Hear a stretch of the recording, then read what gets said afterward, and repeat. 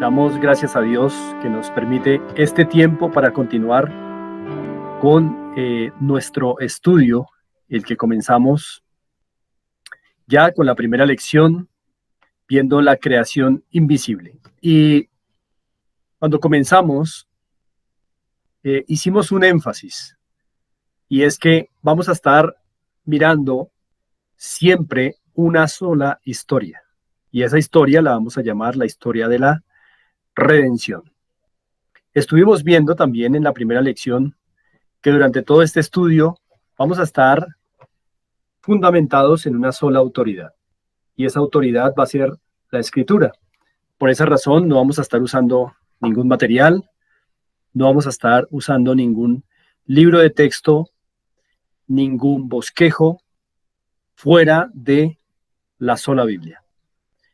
Y eso implica que paso a paso, a medida que nos vamos moviendo de manera cronológica y progresiva en esta única historia, la Biblia nos va a ir dando la información que necesitamos. Y esta única historia la podemos llamar la historia de la redención, porque recordemos que redención significa liberación, salvación. Y precisamente dejamos establecido que aunque en la Biblia hay varios sucesos, todos ellos realmente giran en torno a un solo eje, y ese eje es el eje de la redención, de la salvación.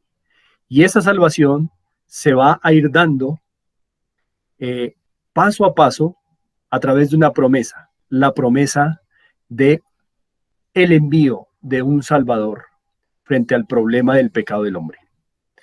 Ahora bien, esa historia, como pudimos ver también en la primera lección, se encuentra de manera transversal en todos los 66 libros de la Escritura, desde Génesis hasta Apocalipsis. Y desde Génesis, esa historia comienza a revelarse, y a medida que va avanzando esa única historia, se va llenando de más significado, se va enriqueciendo de significado, y nos va mostrando cada vez mucho más de cerca la vida y la obra de ese Salvador prometido que es Cristo Jesús. Así que todo este estudio es una sola historia, y es la que vamos a ir viendo poco a poco.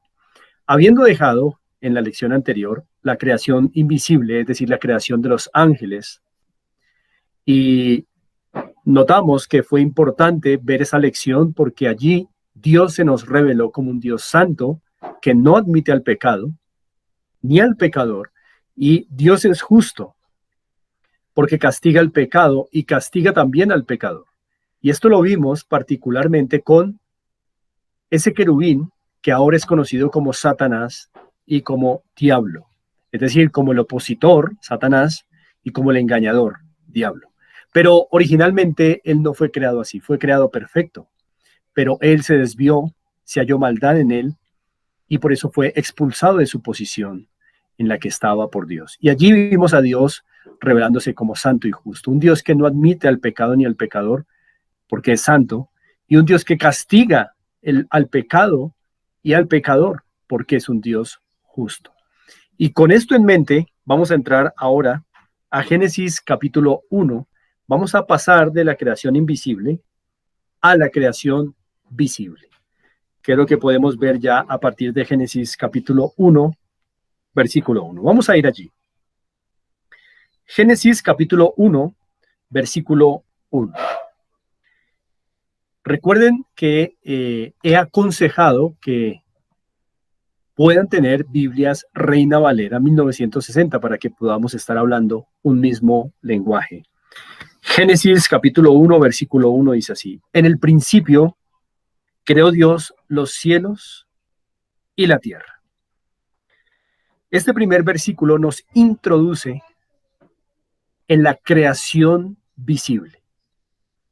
Vemos en el primer versículo la expresión en el principio. Y este principio es el principio de la creación visible. Antes de la creación visible, recordemos, tenemos una creación invisible, los ángeles, y antes de esa creación invisible existe Dios quien no tiene principio, quien no tiene ni tendrá fin. Dios eterno es el Dios creador. Ahora, todo lo demás tiene principio. Solo Dios no tiene principio ni tiene fin, pero todo lo demás tiene principio. Y todo lo visible, todo lo que podemos ver con nuestros ojos, tiene un principio, como lo dice Génesis 1:1.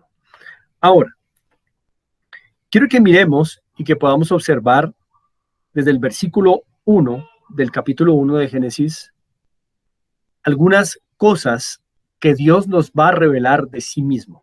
Así como lo vimos en la lección pasada, que Dios se nos ha mostrado como un Dios santo y justo, vamos a seguir sumando perfecciones que Él mismo nos revela en su palabra. Y lo va a hacer a través de la creación visible. Por ejemplo, ya en el versículo 1 de capítulo 1 encontramos cosas muy importantes. En el principio creó Dios. Recordemos en la lección pasada que vimos la importancia de recordar o de entender que la Biblia fue dada originalmente en idiomas diferentes al castellano. Y por eso, en ocasiones, como lo advertimos en la clase anterior, me voy a estar refiriendo a algunas palabras en su idioma original, porque solamente allí se puede verificar su verdadero sentido, cosa que no podría hacerse en castellano siempre, no en todos los casos. De hecho, la palabra crear en el verso 1, en su original hebreo, recordemos que el Antiguo Testamento fue escrito mayoritariamente en hebreo. La palabra crear en hebreo significa hacer de la nada. Hebreo bara, hacer de la nada. En nuestro contexto, crear, en cambio, tiene una serie de connotaciones mucho más amplias. Por ejemplo, una persona que sale de su universidad y que ha estudiado administración de empresas y sale a hacer empresa, puede decir que ha creado empresa. Alguien que tenga una fábrica de lápices puede decir que ha creado lápices. En fin, alguien que haga sacos o que haga ropa puede decir que tiene un local de creaciones. Crea ropa. Pero el concepto bíblico de crear no es ese, sino es hacer de la nada.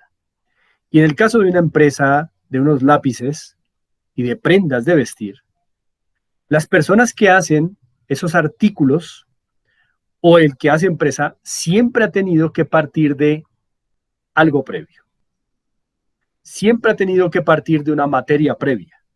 En el caso, por ejemplo, de crear un lápiz o crear un buzo, siempre hay que contar con materia previa. En el caso de un lápiz, la madera, el grafito y otros materiales. En el caso de un saco, bueno, la lana, el hilo, alguna maquinaria que sirva para que pueda confeccionarse estas prendas. En fin, la idea de crear entre nosotros tiene una connotación muy amplia, pero en Génesis 1:1 no. En Génesis 1:1 crear es hacer de la nada. Y Génesis 1:1 establece que el único que puede crear de la nada es Dios. Esto queda constatado por algunos pasajes de la Escritura. Esto lo podemos confirmar por un pasaje, por ejemplo, en Hebreos capítulo 11, un pasaje del Nuevo Testamento. Recuerden que sugerí que dividan sus Biblias en Antiguo y Nuevo Testamento para buscar más rápido los pasajes.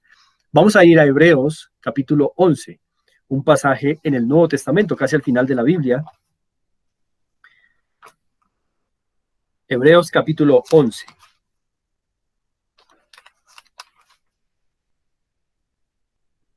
Y vamos a ubicarnos allí en Hebreos capítulo 11,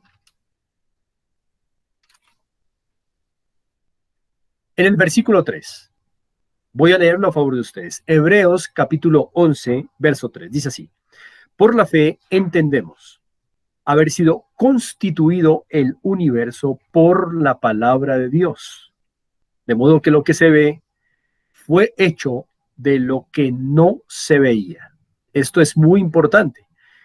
A esto es que se refiere la expresión crear en Génesis 1:1 desde su original hebreo, bara, hacer de la nada.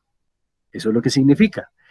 Ahora, si analizamos todo lo que en nuestro contexto le llamamos crear, a la luz de Génesis 1:1, a la luz de crear en la Biblia, pues seguramente vamos a tener que cambiar ese verbo, porque si lo vamos a analizar a la luz de lo que significa en la escritura, solo uno puede hacer cosas de la nada, y ese es Dios, como se constata, como se verifica aquí en Hebreos capítulo 11, versículo 3. Volvamos así entonces a Génesis capítulo 1, versículo 1. En el principio creó Dios. El único sujeto posible para el verbo crear en el sentido bíblico es Dios, porque solo Dios, como habíamos dicho anteriormente, puede hacer de la nada cosas. Y así es como vino a la existencia todo lo que existe, de la nada. Los cielos y la tierra.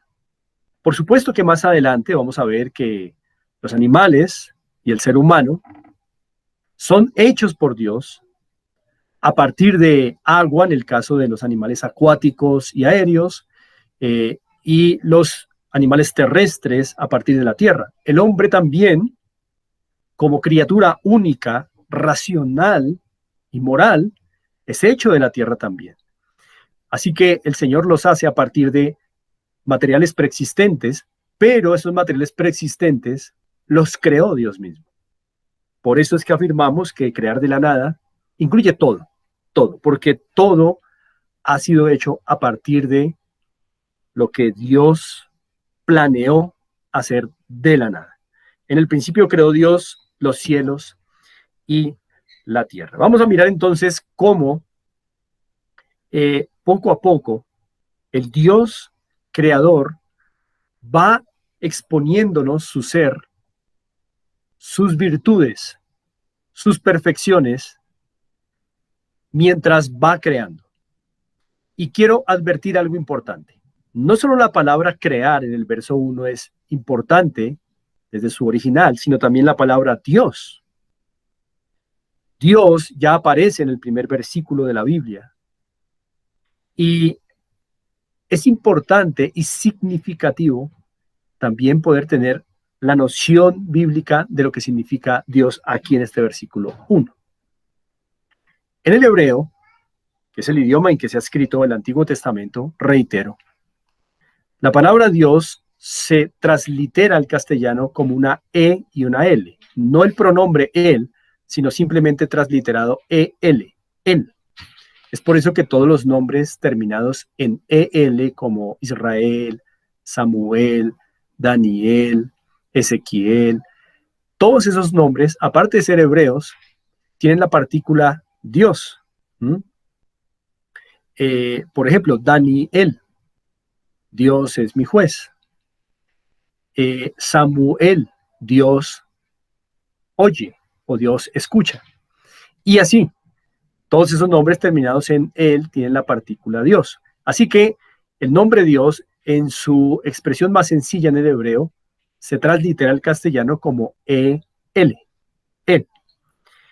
Sin embargo, la palabra Dios, que aparece en Génesis 1:1, en el hebreo no es solamente EL, sino a ese EL hay que agregarle un O, H y M. Y así quedaría Elohim. Elohim. Y Elohim es la palabra hebrea original que aparece aquí en Génesis 1:1 y que se traduce como Dios. EL traduce o podría traducir poderoso. Esa puede ser una buena traducción de la palabra Dios en su expresión sencilla, EL, poderoso. La terminación Ohim, para que quede Elohim, es una terminación plural. Es decir, que si EL es poderoso, pero ese EL tiene agregado Ohim para dar Elohim, entonces ya no es poderoso, sino que la terminación plural obliga a una lectura plural. en la que quede poderosos.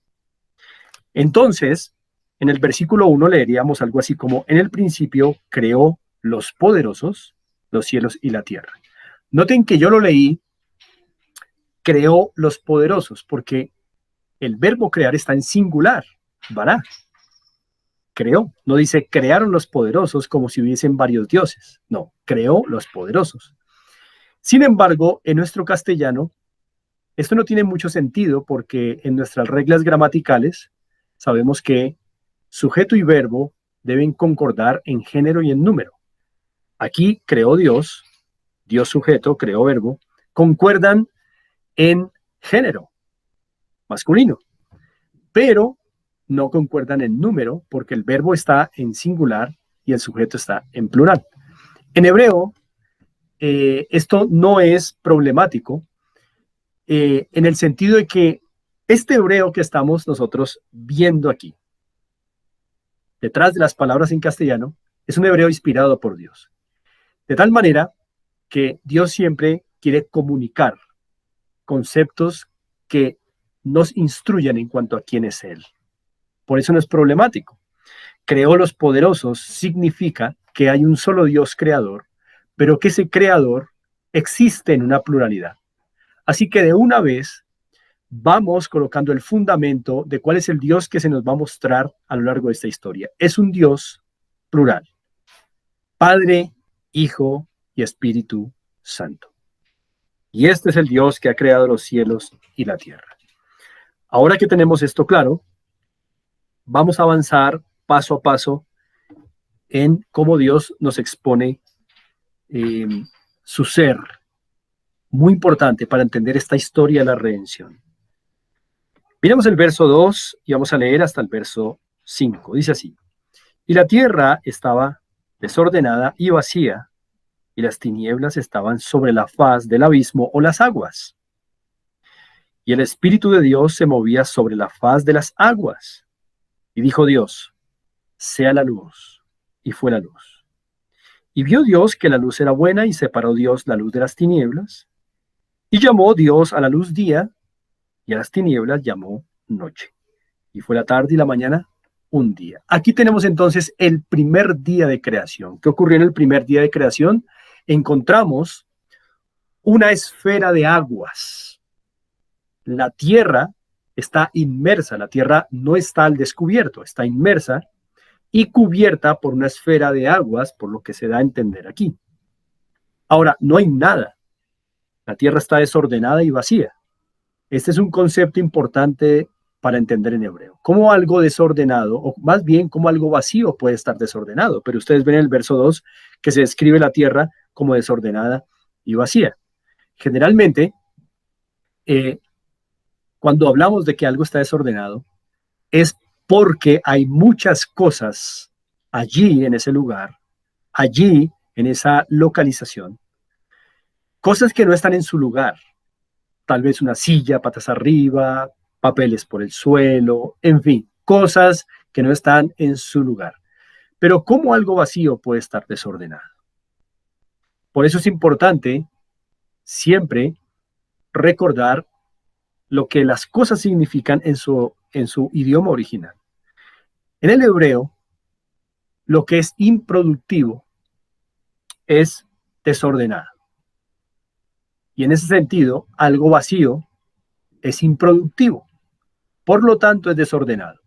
Así en hebreo, los conceptos vacío y desordenado son hermanos, son conceptos amigos, son conceptos que van juntos, que van de la mano.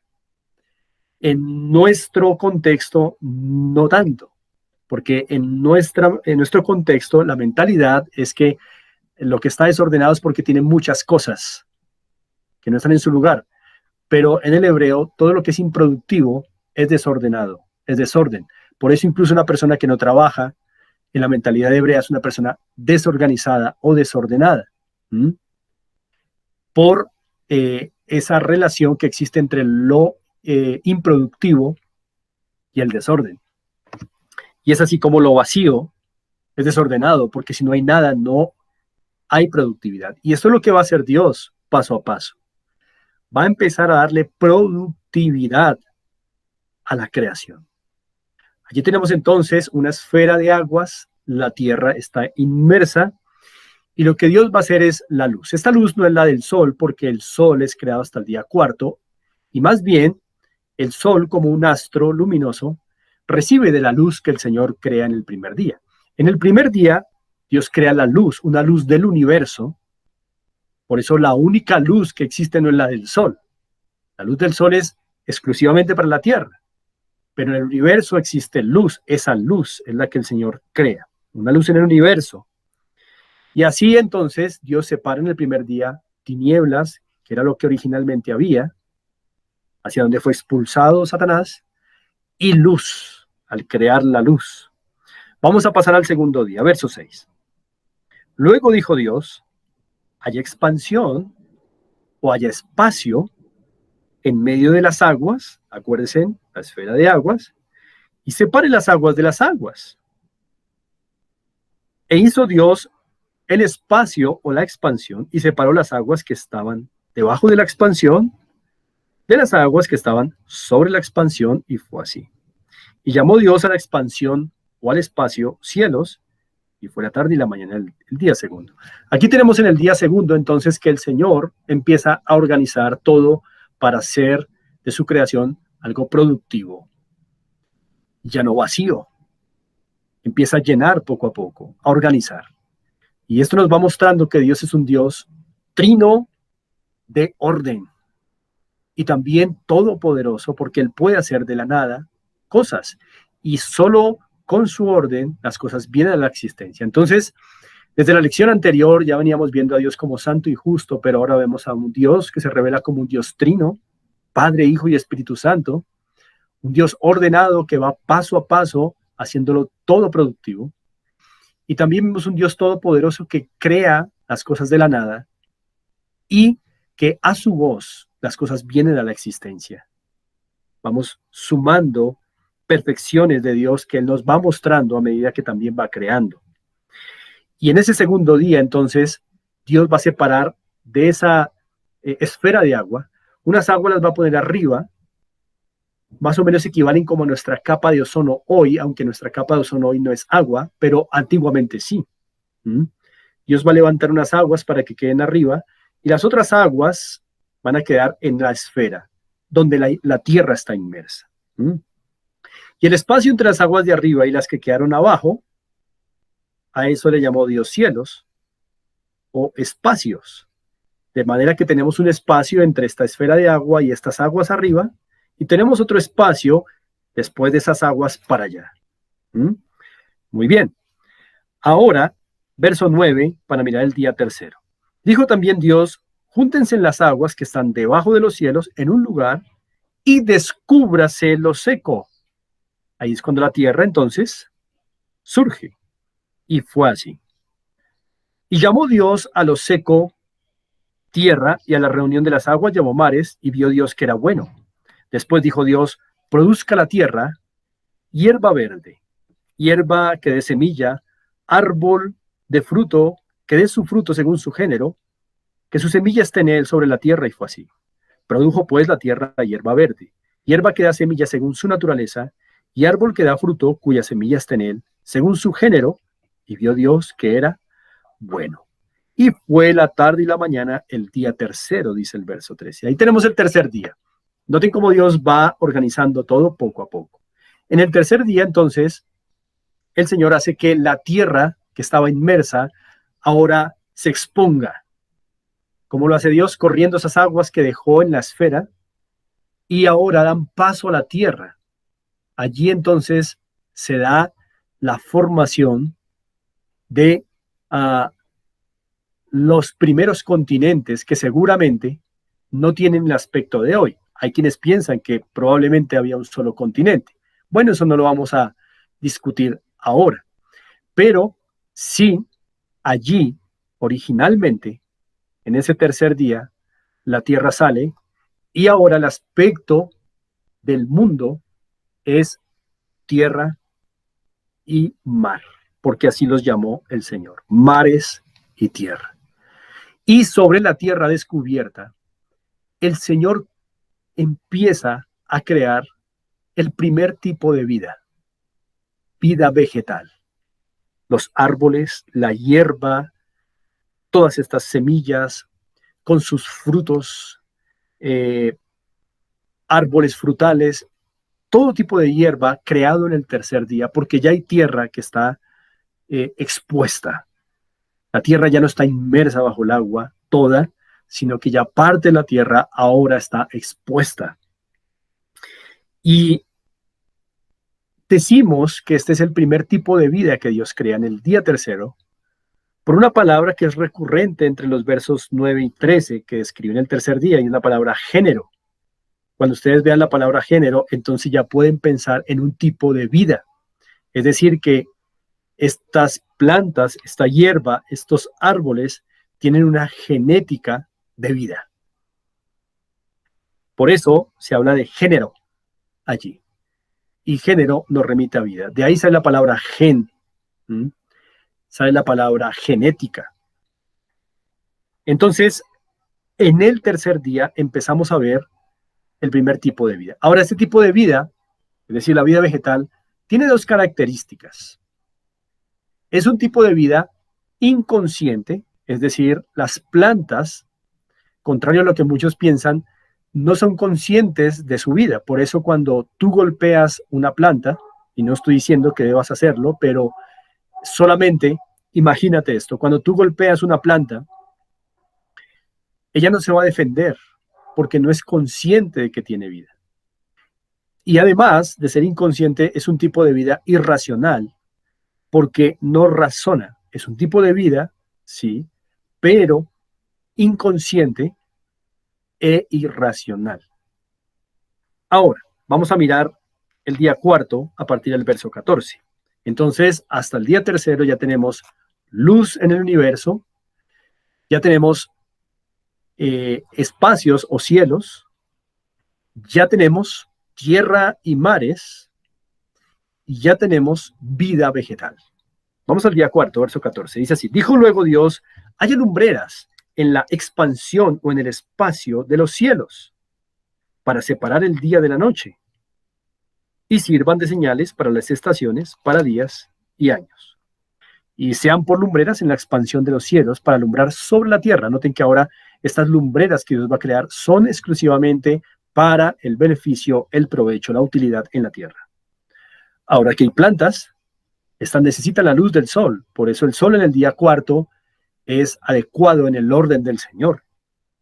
Y fue así. Verso 16.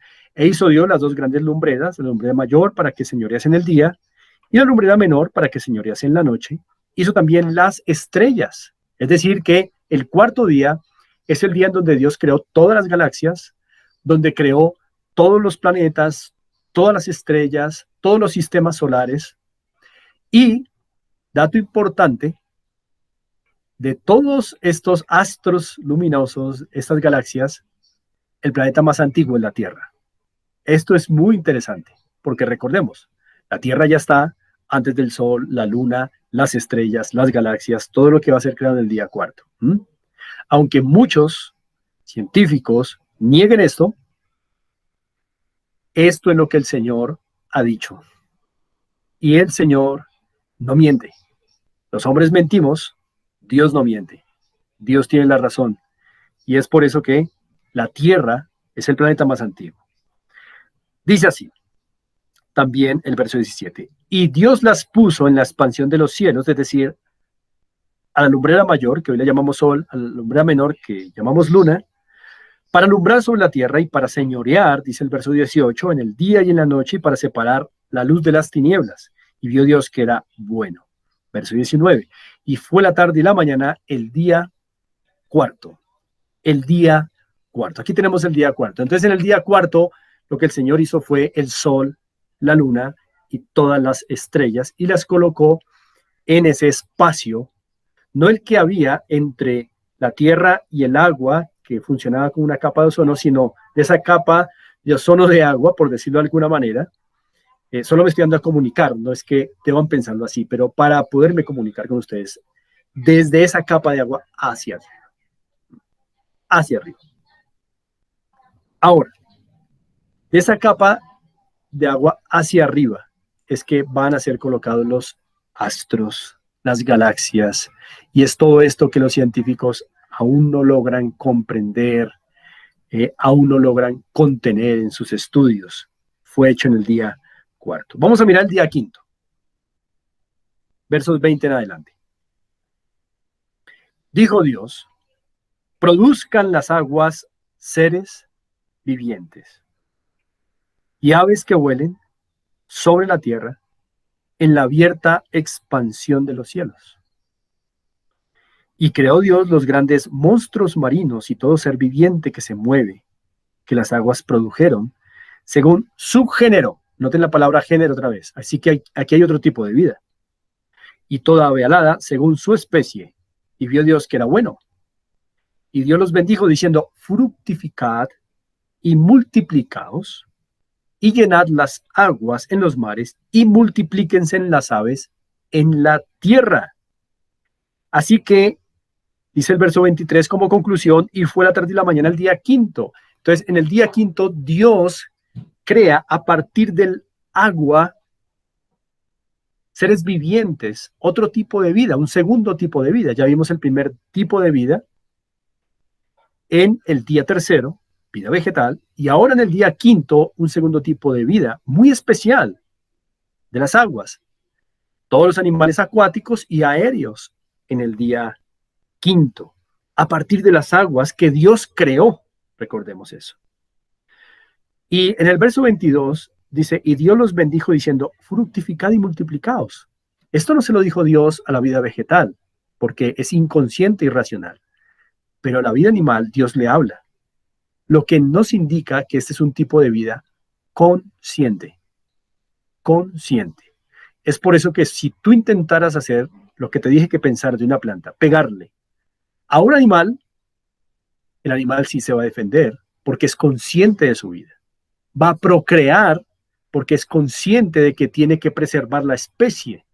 Dios colocó eso en esta vida animal.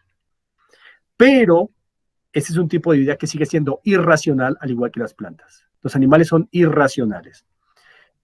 Contrario a lo que muchos piensan, que los animales son inteligentes y todo esto, no es así. Ahora, digo, no es así si estamos pensando en una inteligencia como la inteligencia a la cual nos referimos para hablar del hombre, de ninguna manera. Ahora, si vamos a hablar de inteligencia de los animales como su instinto y todo lo demás, está perfecto, pero no son inteligentes en el sentido estricto de la palabra, porque ellos no razonan. En este momento que estoy dando esta clase, tengo allí cerca a mí un gato. Y ese gato está ahí dormido. Y aún si estuviera despierto, no está interesado en esto porque no entiende nada, no razona en absoluto estas cosas. En absoluto. Pero si razonara, si fuera inteligente, estaría aquí colocando atención, aprendiendo estas cosas acerca de su creador.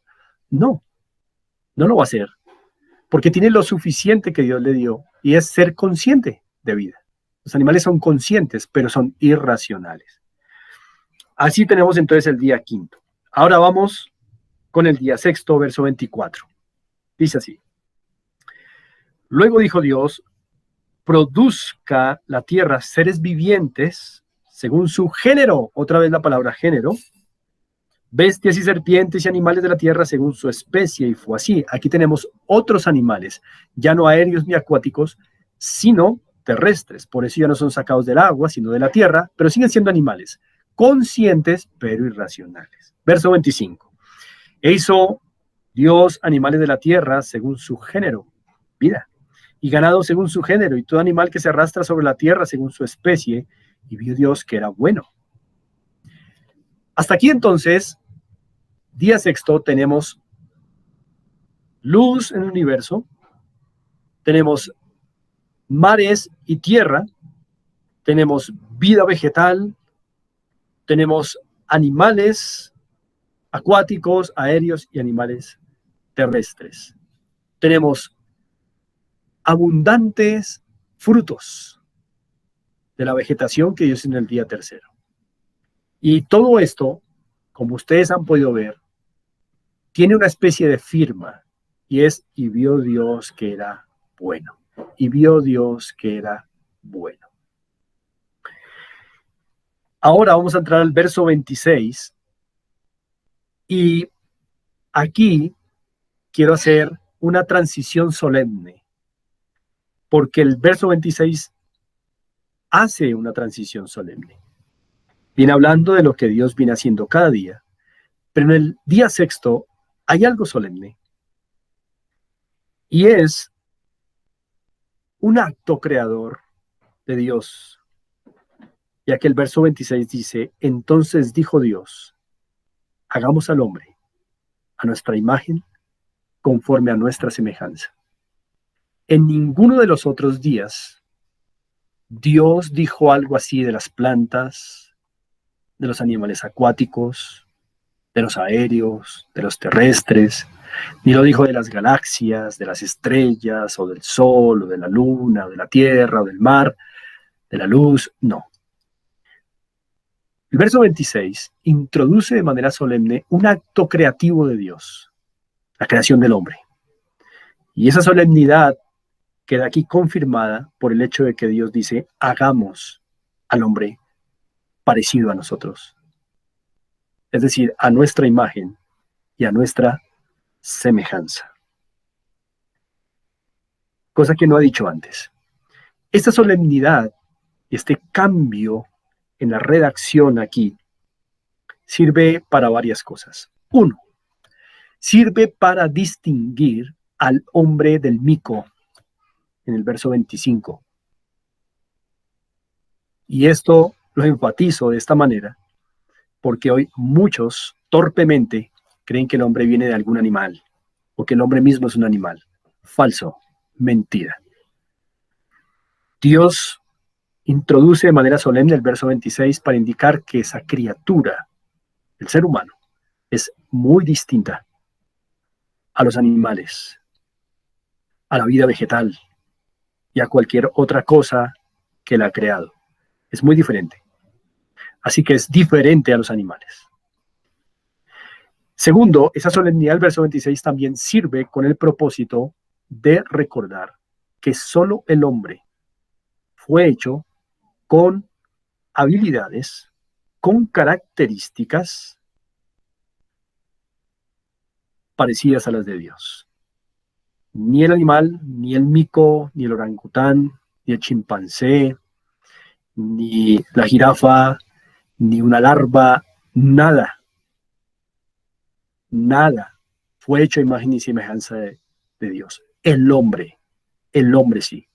Así que el hombre va a tener unas habilidades, unas características, unas facultades, tanto morales como mentales, afectivas y de la voluntad,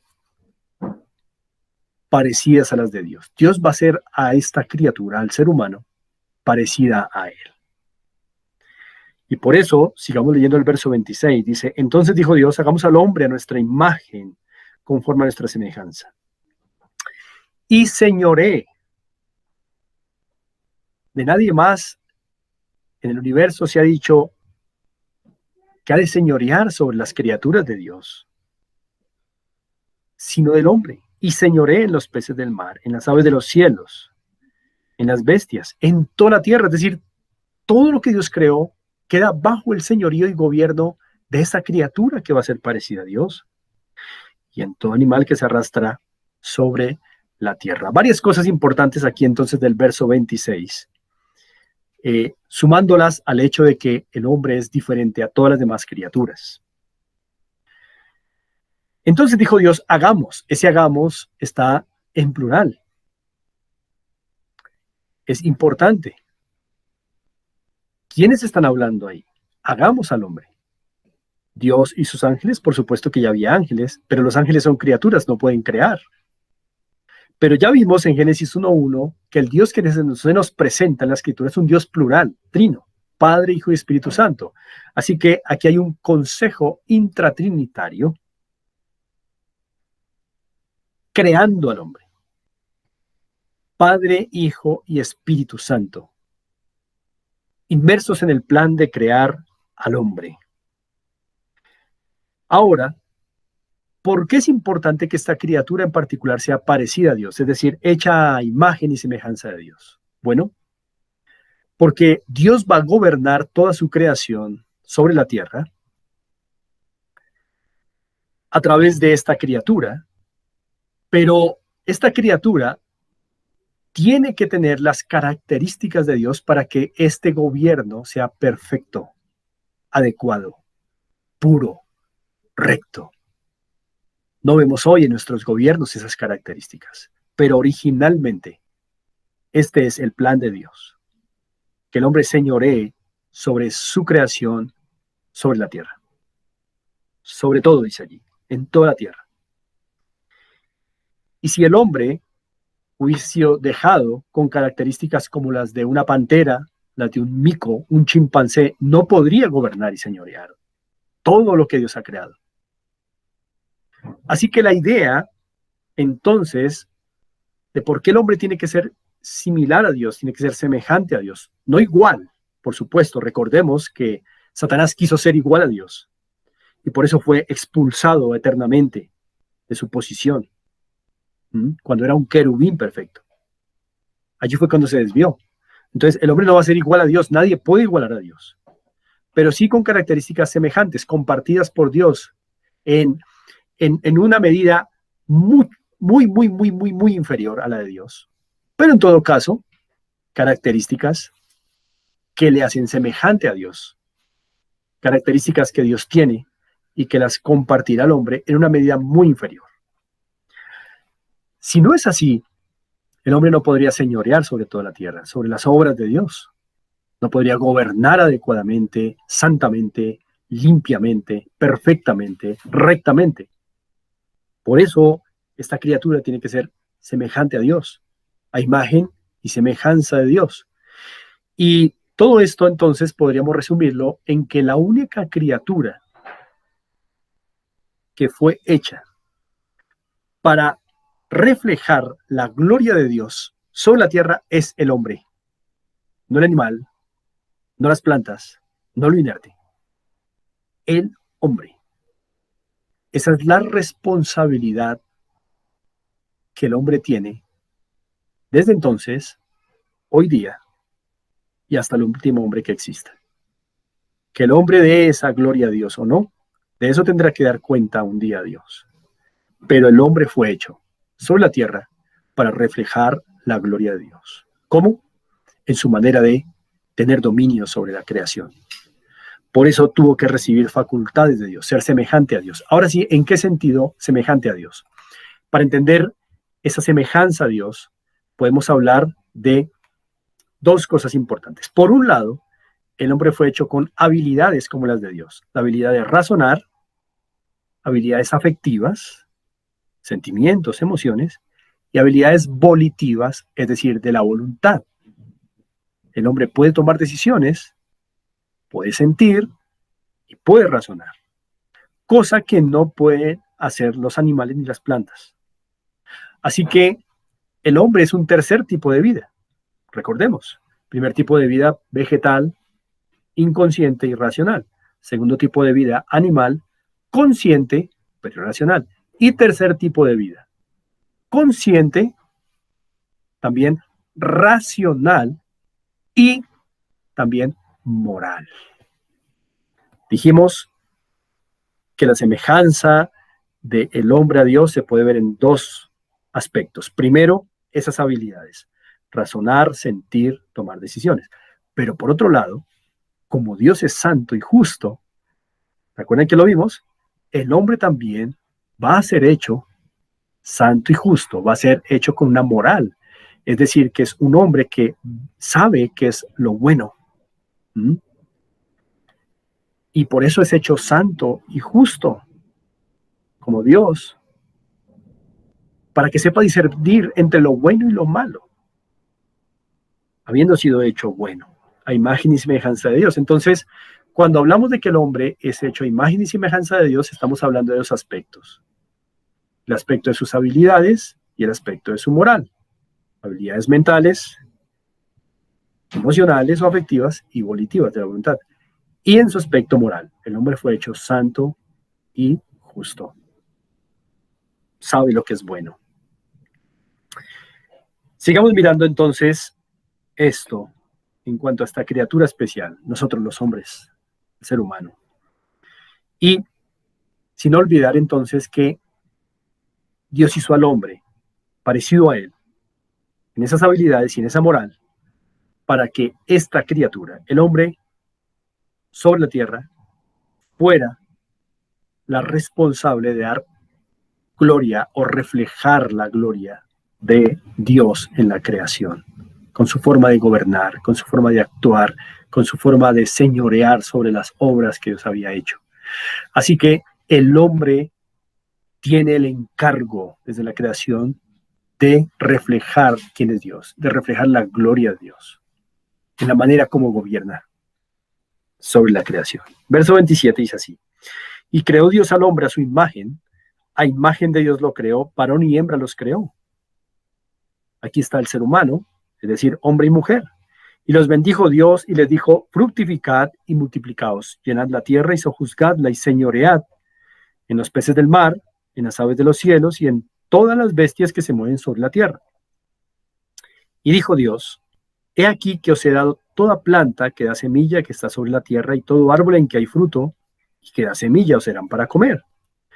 Y a toda bestia de la tierra, y a todas las aves de los cielos, y a todo lo que se arrastra sobre la tierra en que hay vida, toda planta verde les será para comer. Y fue así.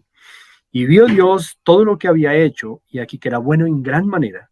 Y fue la tarde y la mañana el día sexto. Y así entonces toda la creación fue hecha en 6 días, culminando con la creación del hombre. Y culminando también con el relato de que los seres vivos, el ser humano y los animales, se alimentaban de plantas. No había nada como un filete de carne para almorzar, nada de esto. Todos, animales y hombres, el león, el oso, el ser humano, todos se alimentaban de plantas. Y eso estaba muy bien en el plan del Señor. ¿Mm? Así que uh, tenemos hasta aquí, hasta el verso 31, un magnífico resumen de todo lo que es la creación de Dios. Y en esa creación entonces estamos viendo, recordemos, varias perfecciones de Dios sumadas a las que vimos en la primera lección. Dios es santo y justo, pero también es un Dios trino. Es un Dios todopoderoso, crea de la nada. Es un Dios ordenado que va haciendo todo poco a poco en un proceso. Vemos también que Dios es el Dios que con su voz trae a la existencia todo lo que existe. ¿Mm? Vemos también a Dios haciendo al hombre, indicándosenos con esto que el hombre es la criatura especial de Dios para reflejar la gloria suya sobre la tierra en la manera de gobernar, en la manera de relacionarse con toda la creación. Y ahora, para ir culminando, quiero que miremos el verso 16 del capítulo 2, Génesis 2, 16. Dice así: y mandó Jehová Dios al hombre diciendo: de todo árbol del huerto podrás comer, mas del árbol de la ciencia del bien y del mal no comerás, porque el día que de él comieres ciertamente morirás.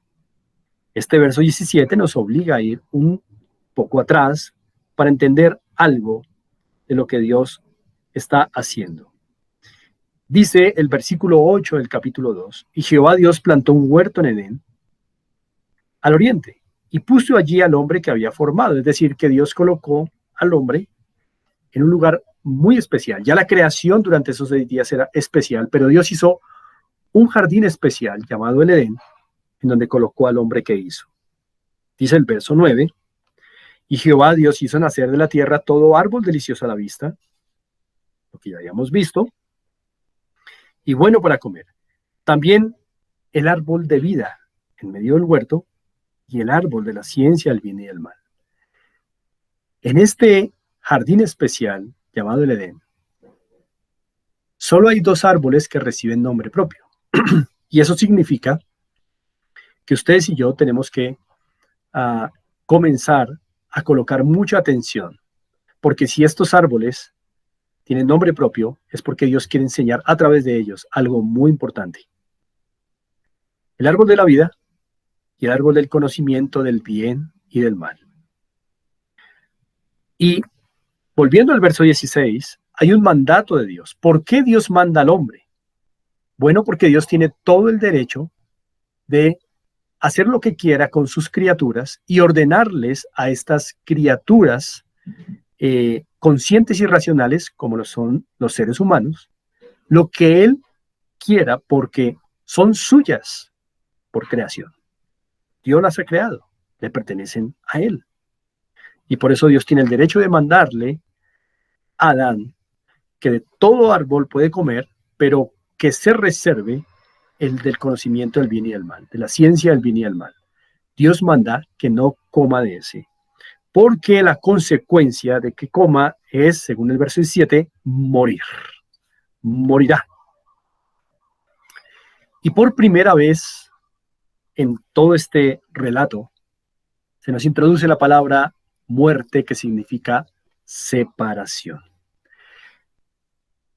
Quiero que podamos reconocer que el Señor habla de muerte solamente hasta que habla de desobediencia. Cuando el Señor habla de desobediencia, solo hasta entonces va a hablar de muerte. Lo que implica que la consecuencia de desobedecer los mandatos de Dios es la muerte. La consecuencia de desobedecer a Dios en las órdenes que da es la muerte. Y esto ya lo vimos en la primera lección. Cuando este querubín es expulsado de la presencia de Dios, ahí se da una separación, ahí se da muerte. Porque muerte significa separación. Y esta es una separación irrevocable, irreversible, para siempre, por los siglos de los siglos. Él está separado de Dios. Y un lugar, recordemos, fue hecho. Mateo 25:41, el lago de fuego para Satanás y quienes lo siguieron a él, esos ángeles que él por engaño llevó. Y un día va a estar allí, sufriendo esa separación eterna. Separación refiere muerte. Muerte significa separación. Y es así como el Señor introduce el concepto de muerte solamente hasta que habla de desobediencia. Porque el día que él comieres, dice el verso 17, ciertamente morirás. Es decir, el día que me desobedezcas, ciertamente morirás. Y así entonces, el hombre que ha sido hecho moralmente santo y justo, recibe de Dios mandatos. Es decir, que el hombre necesita mandatos de Dios, aún en su mejor momento, cuando era perfecto, inocente, santo, justo, moralmente. Porque el hombre no puede gobernarse a sí mismo, ni se creó a sí mismo, sino que es una criatura de Dios, le pertenece a Dios por creación. Y por eso Dios tiene toda la autoridad, la ha tenido y la tendrá, de exigirle al hombre lo que él quiera demandarle. Y en este caso, al haberlo hecho santo y justo, moralmente bueno al hombre, lo que le está exigiendo es que mantenga esa santidad, esa justicia, no comiendo del árbol de el conocimiento del bien y del mal. Y en todas las épocas, el hombre ha tenido y tendrá la misma exigencia delante de Dios. Ahora, La razón por la cual hoy vemos un panorama tan